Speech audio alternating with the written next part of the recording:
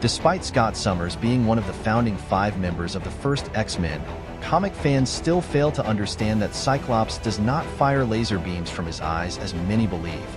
This point has been a source of confusion to many comics readers, artists, and professional comic writers. Even Marvel's Stan Lee, who co-created the character with Jack Kirby in 1963, has occasionally depicted Cyclops' powers incorrectly.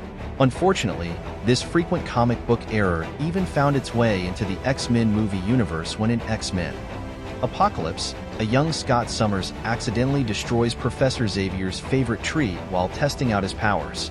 While the tree was shown to have been split in two by the uncontrolled blast, it was also shown to have sprouted visible flames and smoking as the two halves fell apart. This confusion over the nature of Cyclops' powers also extends to how the energy for his eye beams is actually generated. While Superman's famous heat vision is easily explained as solar energy, where and what Cyclops' energy consists of has been a bit more complicated. When Cyclops first appeared in Uncanny X-Men #1, his powers were described as an energy ray, which he demonstrated by breaking up a fight between teammates Hank, Beast, McCoy, and Bobby, Iceman Drake. The concussive blasts were able to forcibly plant Beast several inches into the reinforced wall of the school gymnasium and made short work of the wall of ice which Iceman formed to protect himself. This should have planted the clear idea that Cyclops' vision was definitively concussive.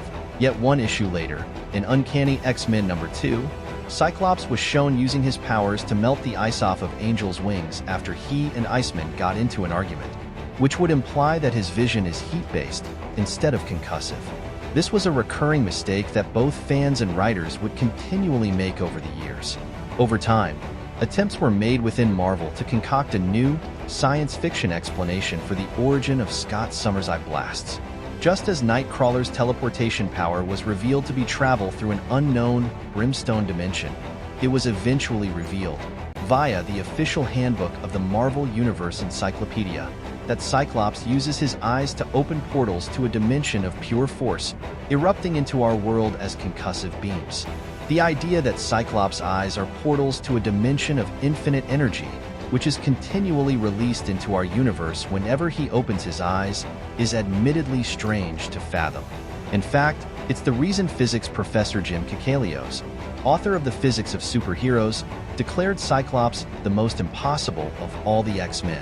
Apart from the issues of anything generating infinite energy, it's noted that Cyclops must have developed superhumanly strong neck muscles as a secondary mutation.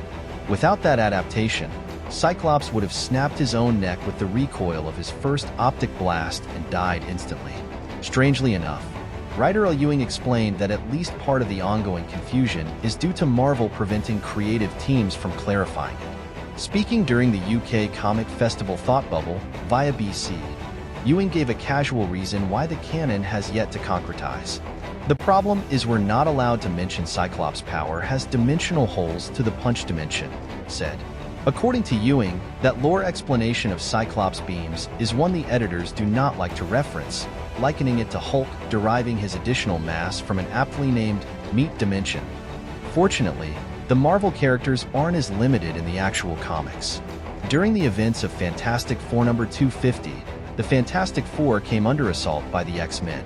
But not everything is as it seems. The Fantastic Four are quickly able to figure out that it's not the real X-Men attacking them, but Skrull imposters using the X-Men's identities. The biggest hint to this reveal?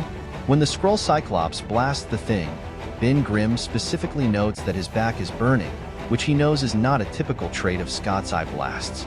Despite it being noted continually by long-running X-Men writers like Chris Claremont that Cyclops' beams were made up of pure concussive force and did not generate any form of heat, even as a byproduct of friction, the confusion persists to this day. For every scene that depicts Cyclops demonstrating fine control of his visual superpowers by using them as a knife to precisely cut a slice of birthday cake, there is another instance of Cyclops using those same powers to light the candles.